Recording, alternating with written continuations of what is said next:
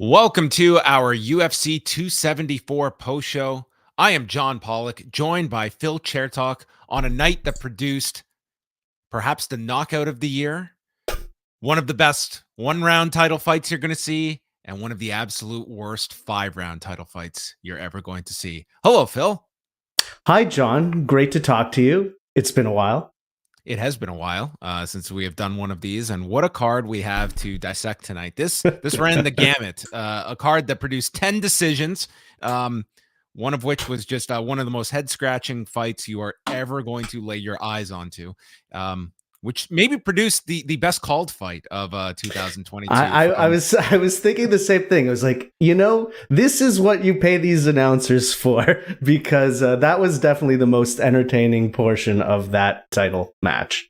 Yeah, if you ever want to see like Joe Rogan and Daniel Cormier, and to a lesser extent John Anik, just completely let loose, this 5-round contest between Rose Namajunas and Carla Esparza, those are the 25 minutes you want to take out. I would never in a million years recommend going and watching this fight. Maybe if they put out the audio version of the commentary, that would be worth listening to. But there's nobody on earth that needs to go back and revisit this fight other than for historical purposes. That if someone wants to go back and see actual evidence that this fight existed, which maybe this doesn't even make it onto Fight Pass. That is how bad this fight was. It was pretty bad. I mean, even when they read out the total strike stats at the end, I was pretty sure that they were inflated, because I don't think I counted more than a handful for either of these ladies landing. Yeah, the stats on the broadcast are always kind of unofficial, and I mean, God, you had Daniel Cormier talking about at the end of that first round that it was what, like 3 for 17 and 3 for 22. That is what you had to work with after round one. And that was just a sign of things to come in that fight. We will get there to that. Maybe that is what, for the purposes of reviewing this show, is what everyone is most looking forward to. But we have to go back because there was a lot in terms of the fight week going into this, mainly coming down on Friday, Phil. And that was Charles Oliveira missing weight for his scheduled lightweight title defense against Justin Gaethje. He came in and was the last fighter to weigh in on Friday during the early weigh-ins. And initially, when he stepped onto the scale, he was 156 pounds. He had to disrobe, and that got half a pound off and remained 155 and a half pounds. He was given an hour to lose that half pound and was unsuccessful in doing so.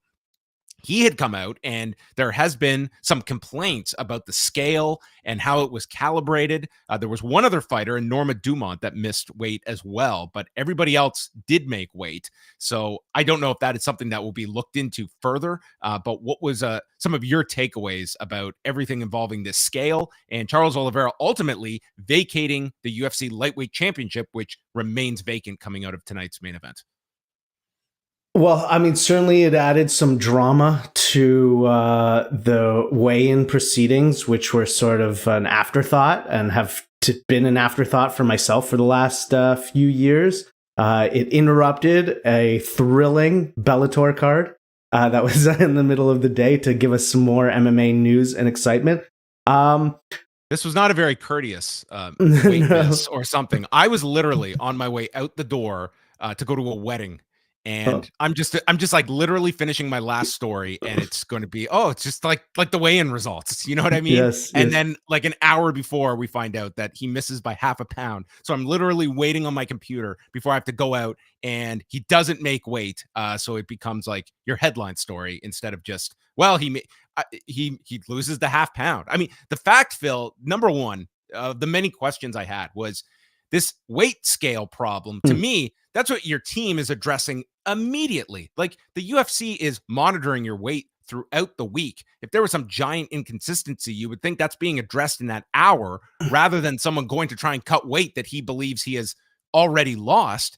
And second, the fact he could not lose that extra half pound tells me this guy was already at his limit. He was the last guy on the scale. So I don't know what the full story of this is, but I mean, this was somebody that literally had no weight to give by this point when he got onto the scale the first time. Yeah, there was a lot of strange things about it. The complaints around the scale Norma Dumont, who you mentioned missed weight as well, she had complaints about the scale. People said that there was adjustments when they were recalibrated. Maybe, but like everybody else made weight. All the other title contenders made weight. Yeah, that's the main one. We had 3 other fighters making the championship weight. Now, I will say this, that the biggest question I have is how this would affect Charles Oliveira's right to the pay-per-view points if it affected him on this card, and we believe he will be fighting for the lightweight title in his next fight. If the answer is there is no impact, his points are not affected by this, I don't think this really matters in the grand scheme of things. It interrupts his title reign, but there's no real financial penalty. There are financial hits that he takes. He would not, in theory, be eligible for a performance of the night bonus by missing weight. So already you're missing out on that. And he had a pretty spectacular performance. But if it does affect your pay-per-view points, on another scale of anger, I would be at a 20. I think so. Yes. So I'm wildly speculating here. Let that be known.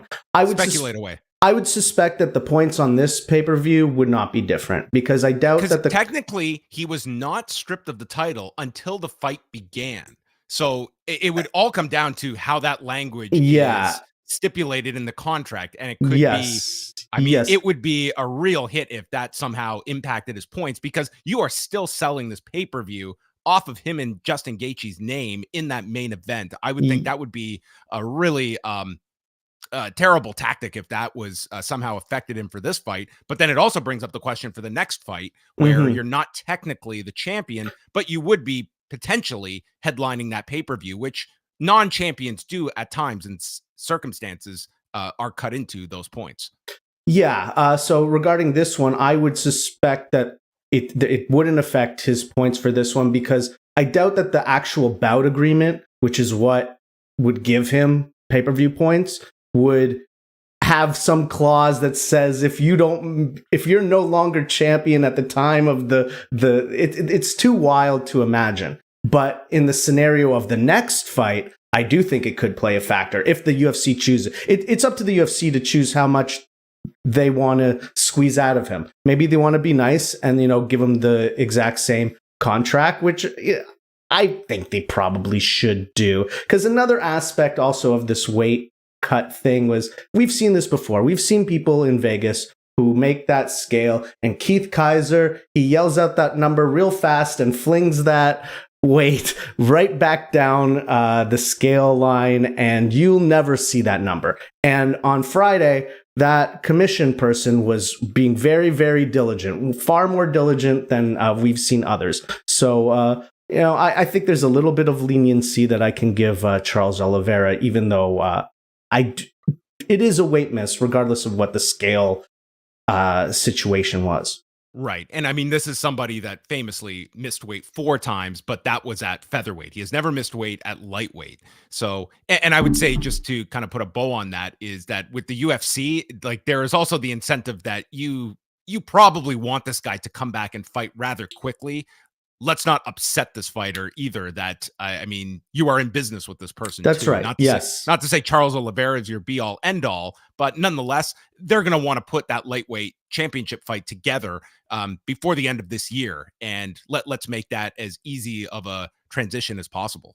But that was kind of all the drama attached to the main event. And then the day of today, they lost Donald Cerrone and Joe Lauzon after Donald Cerrone came down with food poisoning. So this was not related to weight cutting, but yeah, he just got food poisoning, and they made mention of this on the earlier prelims. But they certainly were not like standing up and announcing this in a big way. And then the pay-per-view starts and they just note, no Donald Cerrone and Joe Lauzon, by the way. I mean, they did mention it, but I don't think they were going out of their way to broadcast the fact that probably one of the more anticipated fights is not happening. Yeah, certainly one with the more prominent names, in UFC history.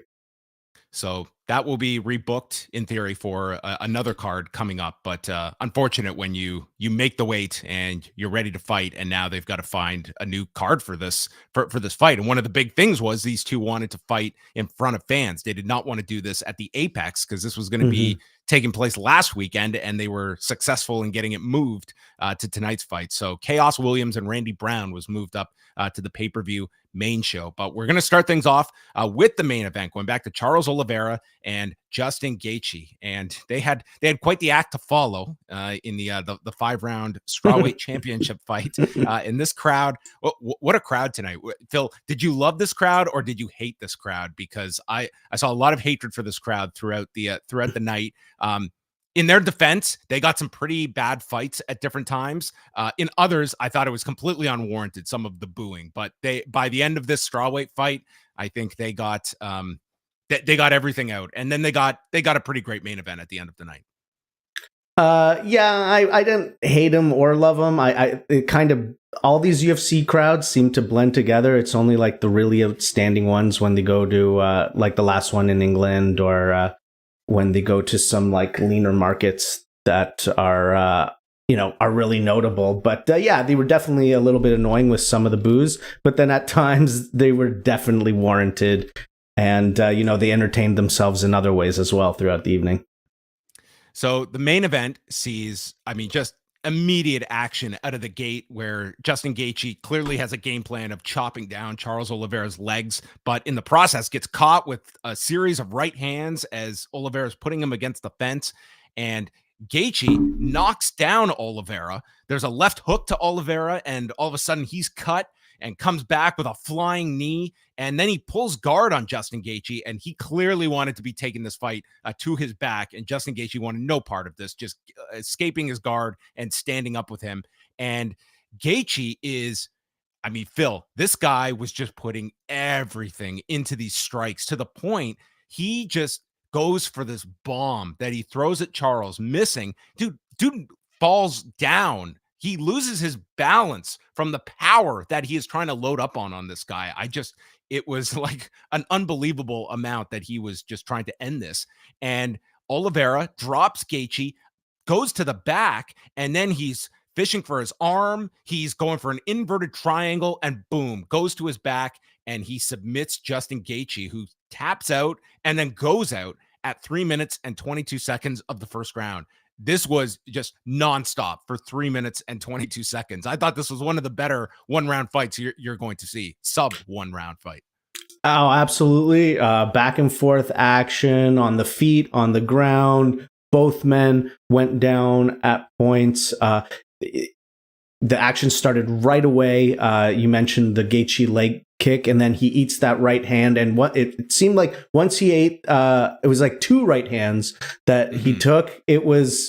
That was when he was just committed to every shot, and the firefight began from then on. And that second knockdown that he had on Charles Oliveira, that one looked really serious because it was a delayed reaction from Oliveira. He sort of got wobbly. You were wondering, like, where's his head at? But typical Charles Oliveira, recovers, comes back, and puts it on him. I can't imagine, like, I am not someone that bets on fights. I cannot imagine putting money down on Charles Oliveira. Like, you have to go, like, have heart palpitations watching this guy fight. Like, he gets damaged severely in these fights that we have just over the past year, with Chandler that first round, with Dustin Poirier in the first round, and this one, like, Justin Gaethje is knocking him down. It's like, this guy is like the polar opposite of someone that is just being conservative or like none. It's just throw caution to the wind, and one of us will still be standing at the end. And it's a pretty dangerous way to fight, but it's also a super exciting way to fight if you're a spectator. Yeah, it's absolute belief in his skills, because he goes into these positions, takes bad shots, but keeps committed to the game plan. You saw that with his Muay Thai. That's where he ate those shots, was in close, but he kept that tight Muay Thai clinch, kept with very solid knees to the body. And, it's the whole arsenal of his that makes him so dangerous, because he's able to attack you at any point. And he will attack you at any point because he's constantly coming forward and constantly coming to take you out. Yeah, there definitely needs to be a distinction at the end of the year, because I feel fight of the year always is favored towards, 3 or 5 round like wars. There needs to be something that puts a spotlight on fights like this. That I don't think this is going to be fight of the year, but this was 3 minutes and 22 seconds of nonstop action. Round of the year, maybe? It could be. Yeah. It feels that this would certainly be a contender. So coming out of this, we have Charles Oliveira, that looks to be one half of the equation, fighting for this vacant lightweight championship. So my question to you, Phil, was tonight a good night or a bad night for Islam Makhachev? I think it's a bad night. I mean, I don't even know if it's any different because I don't think it changes his spot in the ranking because he's still got to fight Beneil Dariush before he gets his title shot anyway. Or at least that seems like what the UFC's plan is. The only bad thing would be is if it elicited the interest of Conor McGregor, and then that's the next fight, and then the division sort of put on hold. Do you think Conor McGregor fighting at lightweight is still, that could still happen? His days at lightweight are not closed. That door is not closed. Maybe. I think potentially it's it's hard to tell like what his weight is at. He'll go for the biggest fight possible. I don't think though that the Charles Oliveira fight is that fight, but maybe the allure of the title, maybe that's most important to him still. But I see that I see that fight as not I would not give like a high percentage to that fight, but I would not dismiss it. I think if Conor McGregor believed he could make lightweight, I think this guy would leapfrog a lot of people. Going into this, I think from just a catalog of wins, I would say Islam Makhachev is the most deserving contender. But given Michael Chandler's win that we will discuss tonight and Conor McGregor lurking in the shadows, either one of those leapfrogging Makhachev, I have to say is a possibility. Yes. Yeah. You mentioned a Chandler who we'll get to, incredible performance. That's one that could be, or maybe Islam versus Chandler is a potential fight. Although that doesn't seem like the type of direction that the UFC would want to go with the style of fight that, Chandler puts on. Chandler himself called out McGregor for even 170. And if the UFC isn't going to do Diaz, they're not going to do Poirier versus McGregor. Maybe Chandler versus McGregor is the most, exciting fight, right? Because the goal is to just, for the UFC, it's to make the most money possible. If you think Conor can win the belt, sure. But I would say Conor McGregor then against this Charles Oliveira, I don't think that's a very good night for Conor McGregor. But that's a huge fight. That's a massive fight. Absolutely. When whatever Conor chooses to do when he comes back, that will be a massive fight, whether we like it or not. All right, let's sit back. Let's take a deep breath because we're now going to go into let's sit back and win a strawweight title. Rose Namajunas and Carla Esparza, a rematch 7.5 years in the making, which coincidentally is also how long this fight felt. That first fight saw Carla Esparza look very dominant, winning that season of The Ultimate Fighter and thus becoming the first 115-pound women's champion. All these years later, she is going for her second championship, and this fight begins, and they're sort of just feeling one another out. And then you're starting to watch. It's like, man, they are not connecting with anything. And the announcers are quick to bring this up. And it's just a very slow affair where there is nothing. And at the end of one round, we have 3 significant strikes recognized by each participant. And the judges are left with this to make a decision. Now, based on the judging criteria, like effective striking can come down to you land 1 strike and I land 1 strike, Phil, and you have to decipher. That is the role of the judge. And this would probably be on the short list of rounds that you could make an honest defense of being 10-10. No judge scored at 10-10, and judges are, quite honestly, they are discouraged from 10-10s. And this was clear evidence to me, Phil. You are never going to see a 10-10. I mean, I didn't score at 10-10, so I did not either, because I know what the criteria calls for, and that you have to make a call, even if it's one shot landing. So I did give the first round to Rose. You know what? We shouldn't even give each other scores till the end, okay? Let's wait till the end, because literally you could go any which way. There is no wrong score in this fight. The broadcast is just, they're like, what's going on here? And they bring in Dean Thomas for some like, what? Who do you think won that round? He's like, oh, no one won that round. Everyone in this building lost the first round. And a great line from Dean Thomas. The crowd starts the wave in the second round. There was a kick by Esparza and a front kick at the end. Then we go to the third round. Esparza gets a takedown. Rose Namajunas pops up. I was trying to be generous here with my notes of what was going on, and this was pretty much what we're at. Into the fourth round we go.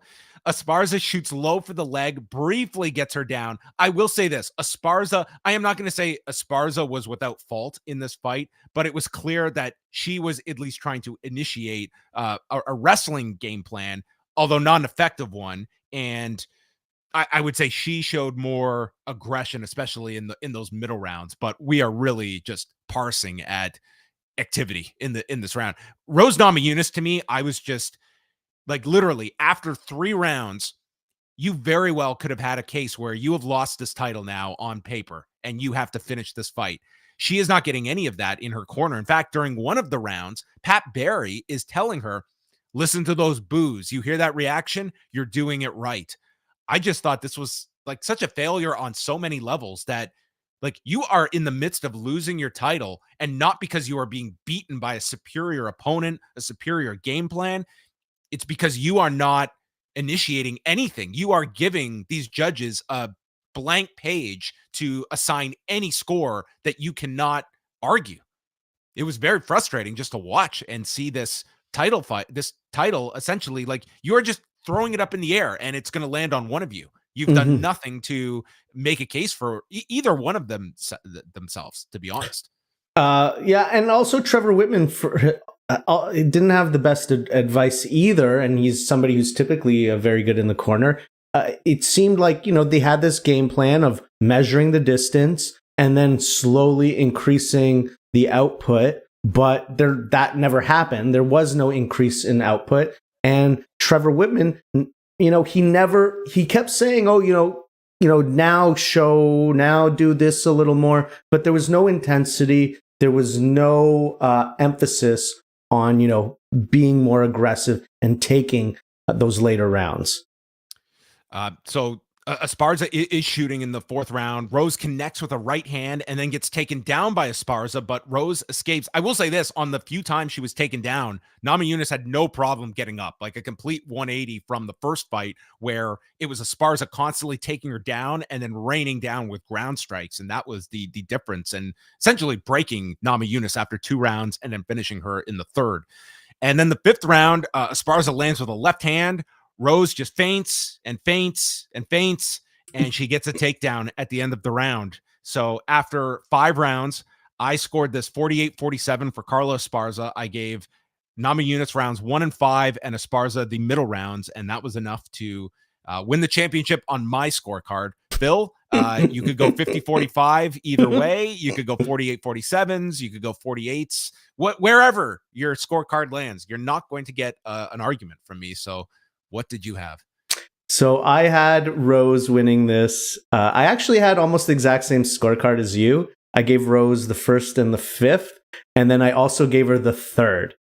Oh my God, the third! The third? That was insane! That was a clear-cut round. I don't know. I'm going to have to retire from this seat. Eric can take my place. Oh my goodness. You gave the third? I mean, to me, this is just a fight that I cannot imagine being Rose Namajunas and her camp sitting down and watching this. I just think that this I can't imagine anybody watching this. Well, that's what they said. Daniel Cormier at the end of this is saying they're going to have to do a third fight. They're going to have to do a rubber match. I was like, Joe Rogan's like, are you kidding? You are never going to see this fight again.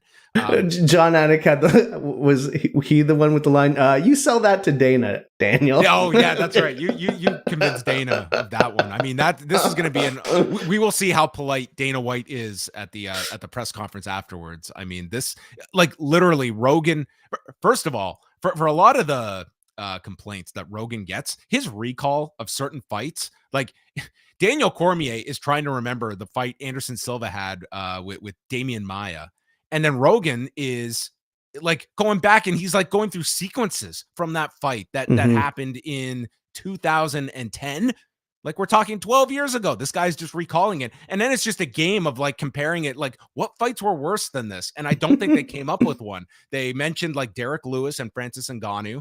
No mention of Caleb Starnes versus Nate Quarry, but that's a way back one.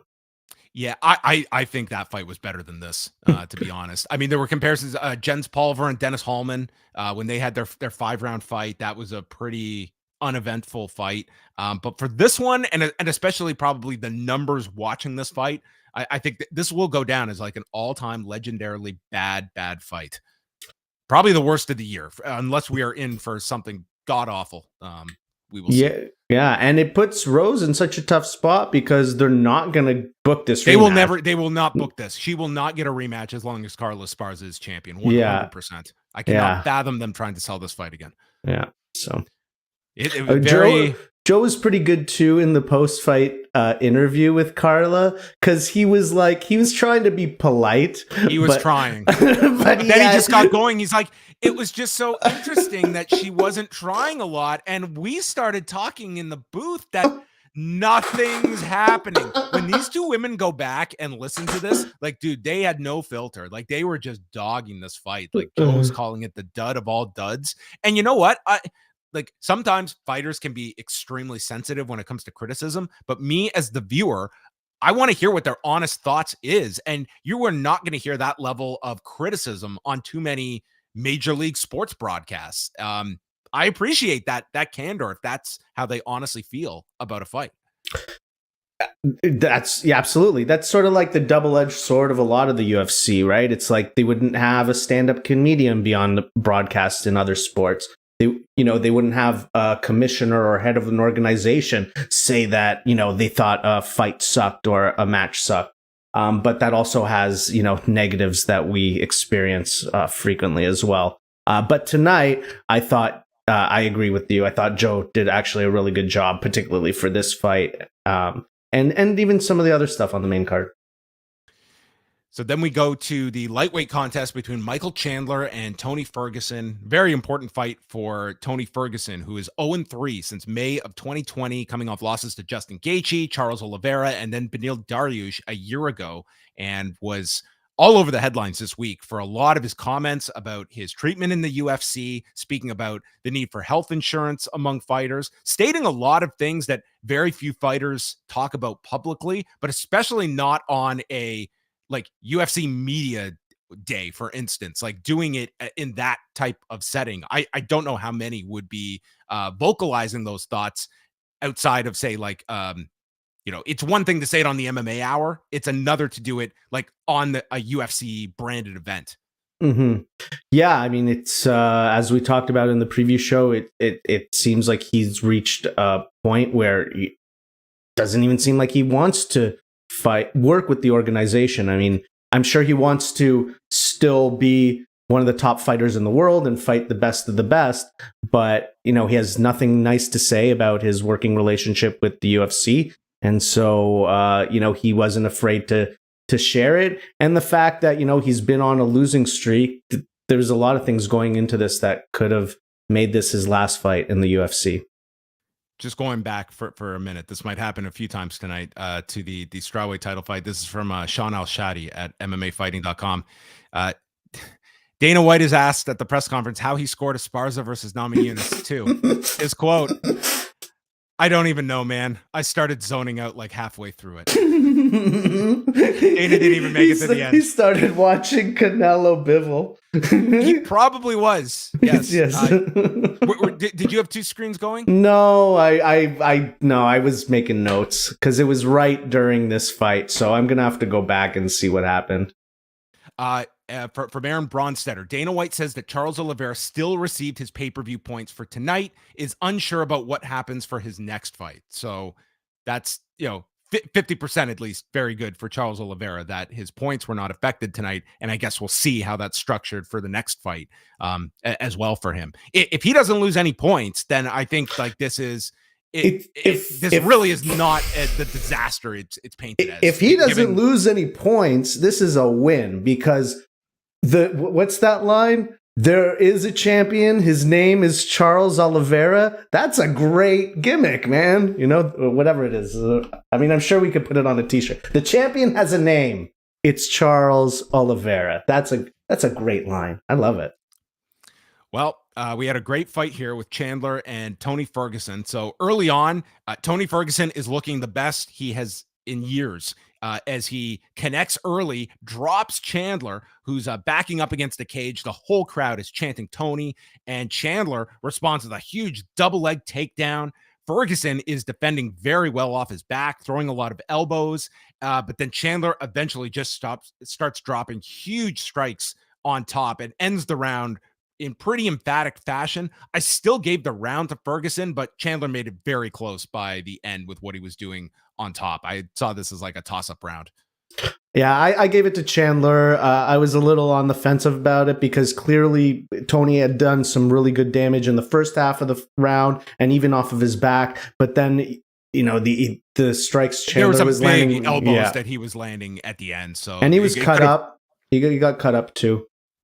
But then you know what? It really didn't matter because the second round begins and Michael Chandler, channeling the great sensei, Steven Seagal, delivered this front kick that crushed Tony Ferguson. I am not somebody that when I'm watching something makes any kind of sound. There was an audible gasp as I watched this and saw Tony Ferguson just face plant down from this front kick, and he was out for a little bit. They were not showing him, and you're hearing Joe Rogan, he's still out. And then he finally comes to. This was one of the nastiest, vicious looking knockouts. I said that last year when Corey Sandhagen just drilled Frankie Edgar with that knee. This was at another level. This was one of those that is going to be on every highlight reel. I would say for spectacular looking knockouts, I think this is right up there with like a recent memory of Masvidal Ben Askren. This was just, I cannot imagine another knockout surpassing this year. 17 seconds of round 2. Michael Chandler is your winner. Just a frightening knockout. Frightening. Yeah, it was very frightening because this was a little scary to watch because as you can hear that he was out for a long time. Like you really don't like celebrate these things, but man, yes. Well, unless you're Michael Chandler, who did 5 backflips in a row afterwards over Tony's lifeless body, like tending to this guy in the octagon. This guy's doing a gymnastics routine. Yes. Yeah. It was. My first impression was this was like the greatest knockout I've ever seen. Trying to go back in time to the other front kick knockouts. You had the Anderson one, which was the first we'd seen, and it was a great one, but it didn't like shut the lights off like this one. And then you had there was the Lyoto one with Randy Couture, but to me, those two, like the Andersons and Vitor one, was a very famous knockout. This one takes the cake for me. I mean, there's going to be a lot of recency bias, but this was an all-timer. That's the only way you can describe this. It was just stunning to watch in real time. The only other one I sort of have right next to it is Etim Barbosa, which, that one's going to be there forever, right? So but it's right there. Yeah. And, hey, you predicted that somebody might have their head knocked off on the preview show. That's right. Well, Michael Chandler was interviewed afterward, and he had been favoring his eye after the first round, and he said he got double vision. And not to tell the commission, which I guess was his official disclosure. And then he cut a very spirited message that he was going to challenge for the lightweight title. And Dana White and Hunter Campbell, if that doesn't work, then I want Conor McGregor at 170 pounds.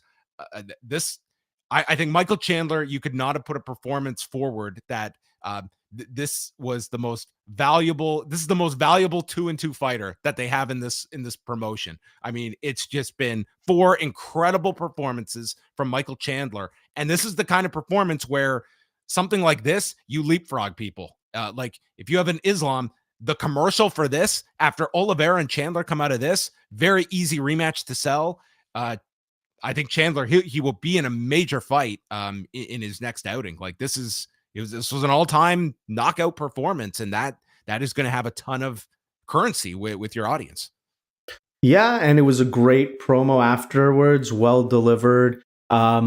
Super exciting fighter. All the fights he's been in have just been incredible. It's kind of wild to imagine, this run he's had, like when he re-signed with Bellator, when Scott Coker had come over. I wondered if he was ever going to make it to the UFC, and if it would be too late for him if he ever did. But he's come over, and no, he hasn't won the title, but he's such an exciting fighter. I mean, tonight you heard it. Tony was the clear fan favorite. The fight ends, dramatic fight, and he's getting a ton of cheers, as he rightfully should. So I definitely think that the next fight that he's going to be in will be a huge one, main event. Whether it's Conor McGregor or Charles Oliveira or Dustin Poirier, it's going to be a very exciting fight, I think.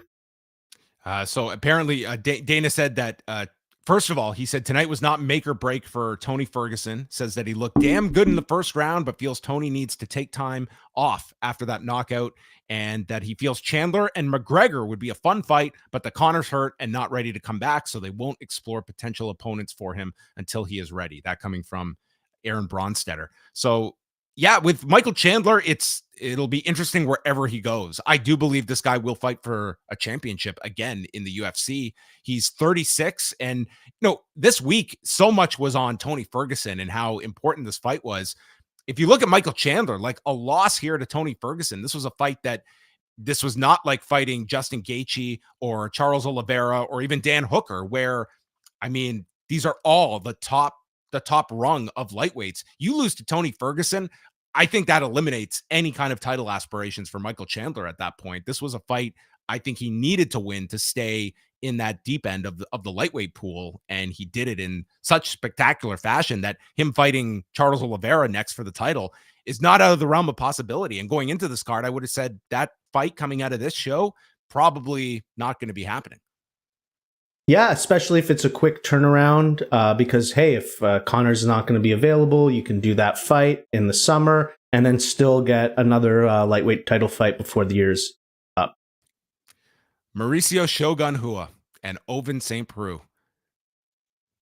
The rematch that took place a month before Rose Namajunas and Carla Esparza, producing relatively similar results for their own respective rematch. The first fight saw Ovince St. Preux win by knockout in 34 seconds.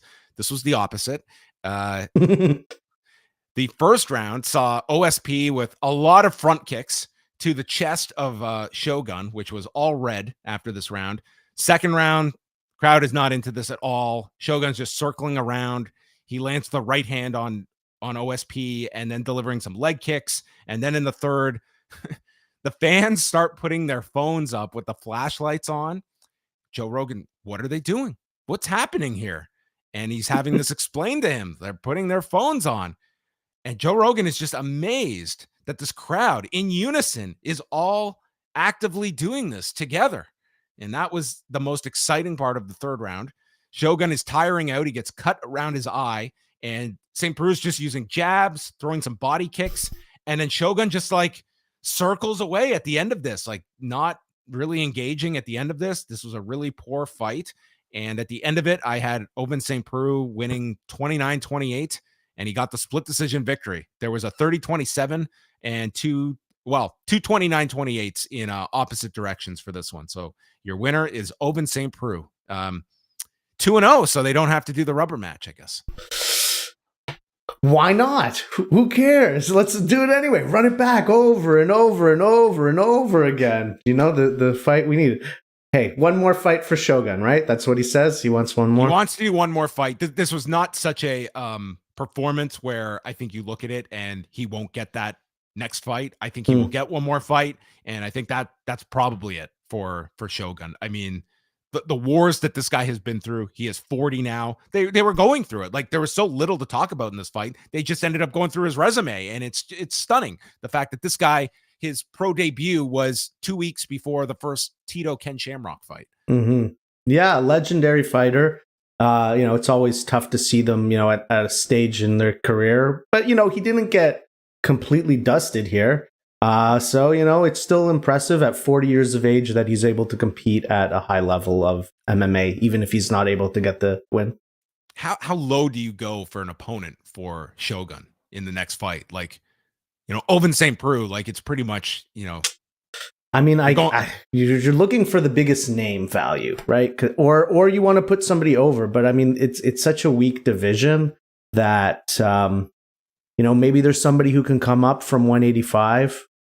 You do something like that. I don't know, Chris Weidman. Oh boy, yeah, I don't know. It's the one thing where I think a lot of like Shogun fans will want to see him do this retirement fight. It's just like you put him against like some rising star. I don't think that's going to be a really happy ending for Shogun fans out there. I mean, this is kind of like the sad end for a lot of careers. It's like not seeing them in their best light. Often it's in their worst light. I mean, that's the fight game, sometimes the UFC tries to like push people into a certain direction because they can see the writing on the wall. And it's like, let's try to retire. But even then, people show up a few months later in bare knuckle FC or some other promotion because look, the money's out there. They're fighters. This is what they do. The opener of the pay-per-view was Randy Brown and Chaos Williams fighting at 170 pounds. Brown is coming off wins over Alex Oliveira by submission and Jared Gooden last October. Williams, he had a TKO win over Miguel Baeza in November and a unanimous decision win over Matthew Semmelsberger last June. So both men coming in here with some recent wins. Williams, I thought, won the first round. He caught him. Brown goes down, and then he looked to be setting up for a Darce, but Williams was not able to get it. Brown worked for a guillotine at the end. In the second round, Brown got it together. He was finding his rhythm, especially with his jab, and pretty much just landed. The announcers were making this out to be like this runaway round for Randy Brown. I thought it was a lot closer, but still a round for Brown. So I had it even going into the third round, and I saw Randy Brown winning the third. Brown at one point threw and missed, landing against the cage, but then landed some knees from the clinch, and overall just had the better strikes in round 3 and 2 for that matter. So I had a 29-28 for Randy Brown. Yeah, I had it the same way. I thought he looked very good in this fight, despite some, unusual, undisciplined mistakes. I even thought he looked good in the first round. He just sort of took a big shot that sent him down, and then he got caught in some uncomfortable grappling. But at range, he seemed to control the distance very well. He looked extremely fluid. It just needs a little bit more polish on the performance. And with that, he was looking really good at points in this fight. I think if he continues to refine that jab, I think that could be a huge weapon for him. This guy's 6'3", and he has won now 5 of his last 6. The only loss in there is to Vicente Luque, which is a pretty solid loss to have on your resume. But I'm with you. I think he hasn't really put it all together yet, but certainly is showing those strides. We will see. I think you have to be very strategic with his next fight because that welterweight division, I don't see him as being part of the upper class yet, but has the potential to be there. On to the prelims. Francisco Trinaldo versus Danny Roberts. Trinaldo is 43 years old, the second oldest member of the UFC roster behind Alexei Oleinik. And This was a pretty entertaining fight, I thought, altogether. Trinaldo, the first round, Roberts did very well, finding his rhythm with these big leg kicks and landing to the body. But Trinaldo was landing with his right hand and made it close by the end. In the second, though, Trinaldo stuns him.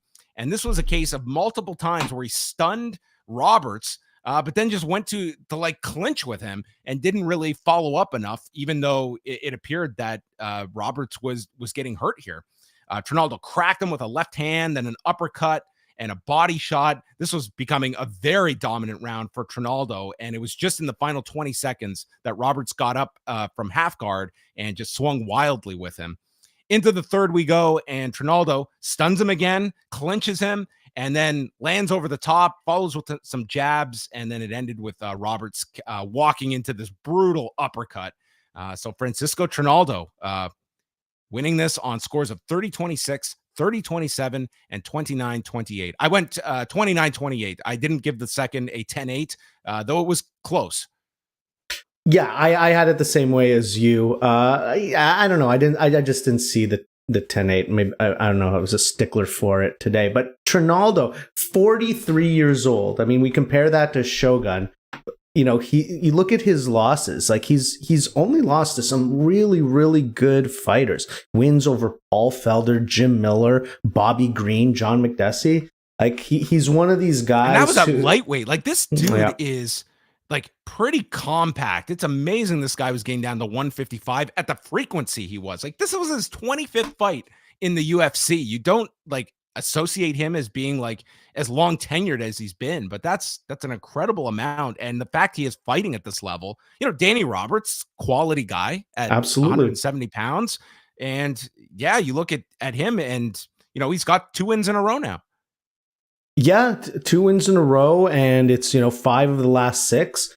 You know, he's not a type of fighter that, you know, the fans are clamoring for typically. This was a pretty exciting performance, though, one of his better ones.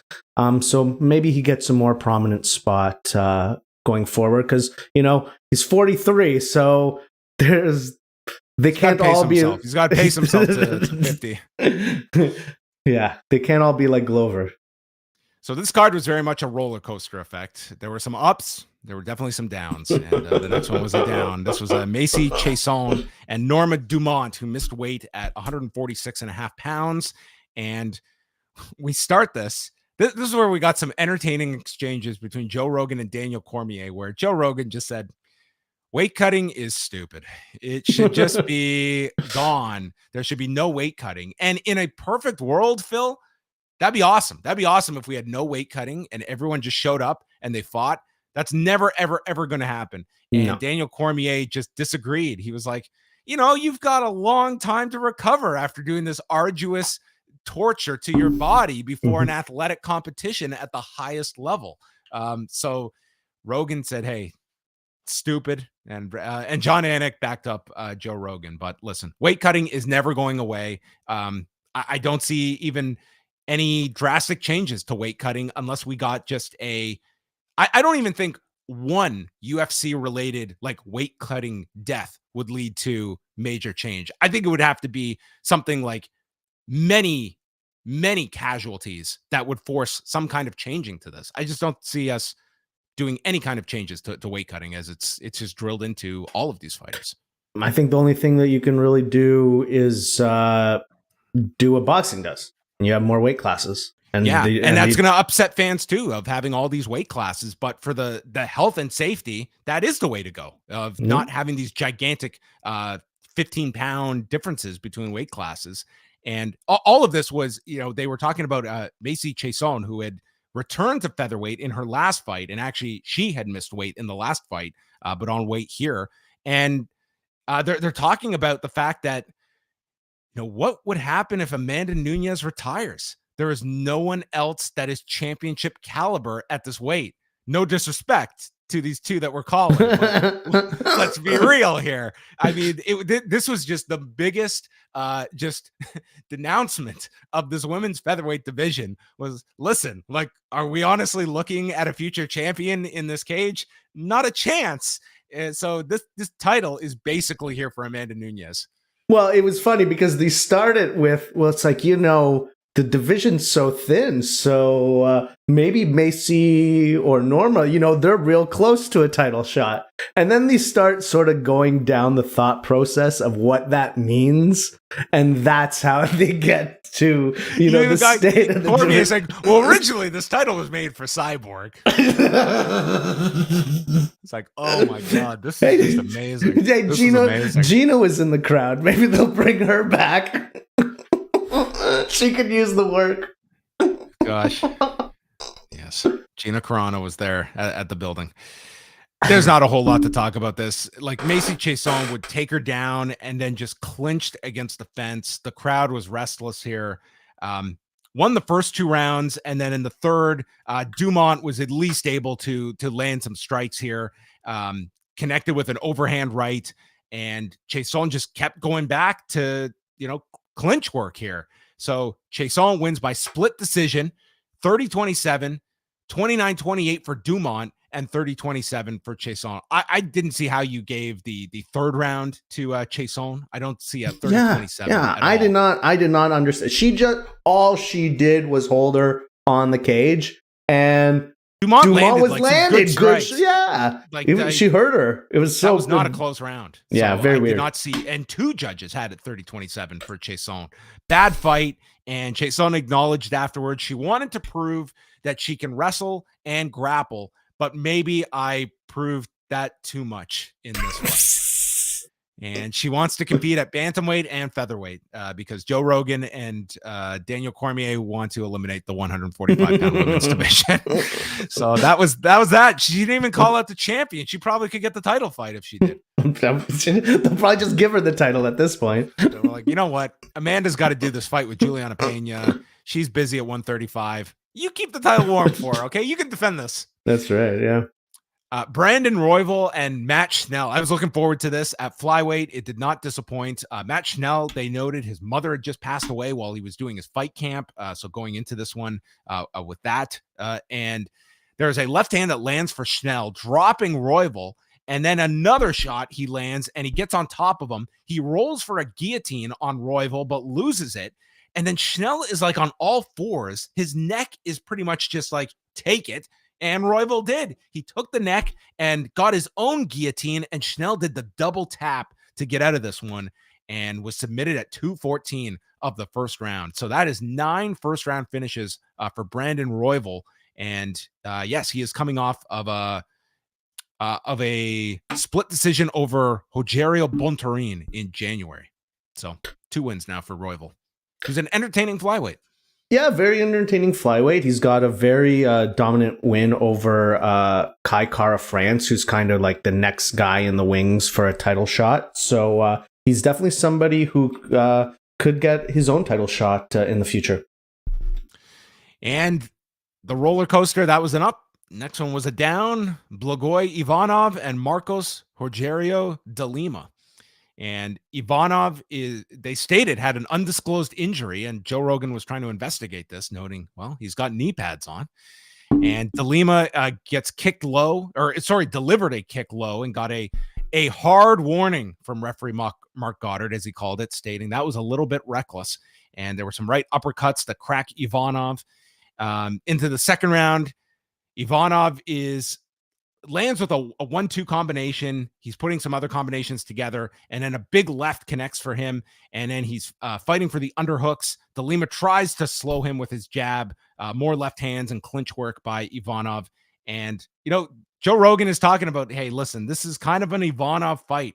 Unless you're a fan of clinching, it's not that exciting to watch. I mean, this is Joe Rogan saying, you know what? I got Spotify money. I don't care. De Lima reverses him against the fence. A few shots here from Ivanov, and then De Lima lifts and takes him down to end the fight. Ivanov wins by unanimous decision, 29-28. I gave this to Ivanov too. I gave him rounds 2 and 3, and De Lima the first. But it seemed people were split on this one. How did you score it? I scored it the same way as you. And it's funny that you say it's a down, because this was probably the most exciting Blagoy-Ivanov fight I've ever seen.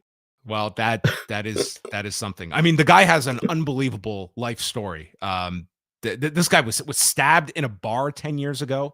It's a miracle he's alive, much less fighting. So it is quite the story for Blagoy Ivanov. But I didn't think this was the most entertaining heavyweight fight. And then the early prelims, Andre Fiallo knocked out Cameron Van Camp at 235 of the first round. Just dropped him with this beautiful left hook. Very nice knockout finish for Fiallo. And he wants to fight next month at UFC 275 in Singapore. And Aaron Bronstetter notes that he met with Dana White and Sean Shelby, and it looks like he's going to end up on that card in Singapore. So there you go. Tracy Cortez defeated Melissa Gatto by unanimous decision, 29-28 across the board. CJ Vergara defeated Clayton Rodriguez, 29-28 twice, and then one scorecard for Rodriguez. Ariane Carnelossi versus Lupi Godinez ended with Godinez winning by unanimous decision. And then your opener was Journey Newson over Fernie Garcia by unanimous decision on scores of 30-27 twice and 29-28. Any takeaways from the early prelims, Phil? Just a really strong performance by Tracy Cortez, out-grappling Melissa Gatto. This was in front of a hometown Arizona crowd who was very hot for her, and she delivered in what was a pretty, dominant grappling performance. And then another very strong performance by Lupi Godinez. Really looked excellent in this fight, and someone to keep an eye on. And the performance of the night bonuses went to Michael Chandler and Brandon Royval. Fight of the night. Do you want to make a guess? It wasn't Esparza and Namajunas. I guess the main event, but I mean, you can't give them a bonus, right? That's right. I would think that would have been fight of the night, but they did not get the bonus. So it went to Brandon Royval, who gets his second bonus, and Matt Schnell. So definitely Oliveira lost out here, because I think he would have got possibly two bonuses here. Yeah, I agree. It was another exciting performance from, one of the kings of post-fight bonuses. So at the end of all of this, the roller coaster that was UFC 274, was this give me a letter grade for this show, because it's wild. You could go in so many. There was some great stuff on this show. Again, a tremendous main event, a knockout of the year. But man, there were also some bad fights on this show too. Yeah, from the B-, C+ type thing. I mean, it's, the main event was great, and of course the Chandler knockout was great. But it's gonna be a long time to get that strawweight fight, the taste out of my mouth, I think. Could you imagine that fight without Twitter? That was just made to be a communal experience. You couldn't just watch that on your own. Yeah, I couldn't imagine it without Discord. That's my Twitter. You're right. How did Discord respond to that fight? Did anyone defend it? Did Brandon enjoy it? I mean, I think the Discord crowd was certainly entertained, but it was mostly from their own creation. I want to hear who defends the fight. I mean, someone will be out there and will use like the human chess analogy. We'll see. So just looking at the UFC calendar here. So next weekend they've got a fight night at the beautiful Apex with Jan Blachowicz returning after losing the light heavyweight title against Alexander Rakic. The following weekend, it's Holly Holm taking on Ketlin Vieira. Alexander Volkov will take on Jairzinho Rosenstruck on June the 4th. And then the next pay-per-view is UFC 275. That show will be hosted by Phil Chertok and Eric Marcotte from Singapore. We're not sending them to Singapore, but the event is taking place from Singapore. But we'll be in the same time slot for North American viewers with Glover Teixeira defending the light heavyweight title against Yuri Prohaska and Valentina Shevchenko, Phil Chertok's fighter of the decade, defending the women's flyweight title against Talia Santos. And to many people, maybe the main event, the real main event, Zhang Weili and Joanna Jędrzejczyk in their rematch of one of the best fights in UFC history that took place in early 2020, right before the pandemic. And Joanna has not fought since that fight. Zhang Weili, in the meantime, has competed actually multiple times with the two fights with Rose Namajunas. Yeah, Joanna was, trying to get a new contract, and it sounds like that has happened. So she's getting paid. And one of the most exciting fights of all time gets a rematch that I think everybody's going to be very excited for. And that main event is very exciting as well. Yuri Prokaska has looked incredible, a very exciting fighter. So that main event, I think, as it draws closer, will generate a fair bit of interest. And our last note here from the Aaron Bronstetter thread from Dana White, he says he would still love to see Islam Makhachev versus Benil Dariush, but after tonight, he wouldn't mind doing Oliveira versus Makhachev. Oh, either. Really? Really? So I'm a little surprised by that Makhachev would be, because I could really, after tonight's show, I thought, man, Makhachev really could have been knocked down a peg here for that lightweight championship. But obviously, he is a name that is still in play for that Oliveira fight, which we'll see how everything turns out here. But that's a possibility too for the lightweight championship, and a very tough fight for Charles Oliveira. I mean, a very tough fight for anyone, but we've seen that he's a very resilient champion, and you'd be a fool to count him out. All right. Well, everybody, we're going to wrap up our UFC 274 post show just a couple minutes after 2 a.m. I could go another hour here chatting with you, Phil. I could go another 400 rounds of Rose Namajunas versus Carla Esparza. We could have done a whole live watch along if we had been thinking ahead of time. Next time when they do the third one, we'll make sure we do a live event for all the post fans. All right. Thanks, everybody, for tuning in live or downloading the show afterward. You can go up to postwrestling.com, go read Eric Marcotte's extensive review. I can't wait to read all of his analysis of Rose Namajunas, Carla Esparza, the Plan 9 of MMA fights for those film buffs out there.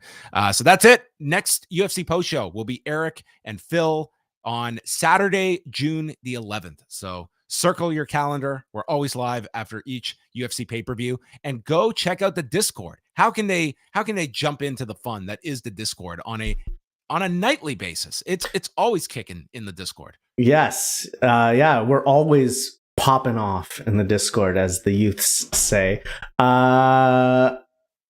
You can go to postwrestling.com/Discord. We've got live fight predictions on UFC and other MMA events. We also have wrestling predictions.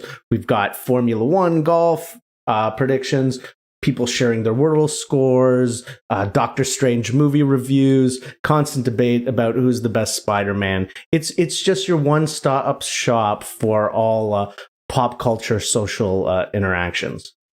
All right. Fantastic stuff. I will let people in. One of my favorite things is when Eric will send his reports in, he always puts like a little line with just his own message to me about the show. He had his all-timer on Friday after Bellator 280. After that main event, France may choose to reban MMA in the country. Yeah, that's right. Yes. I laughed out loud when I read that. I always enjoy his like one-liner on the show as well. So there you go. That's going to wrap it up, everybody. Thanks for tuning in to the UFC 274 post show, and we will speak with you when there's a trilogy to talk about between Rose Namajunas and Carla Esparza. Book it, Dana.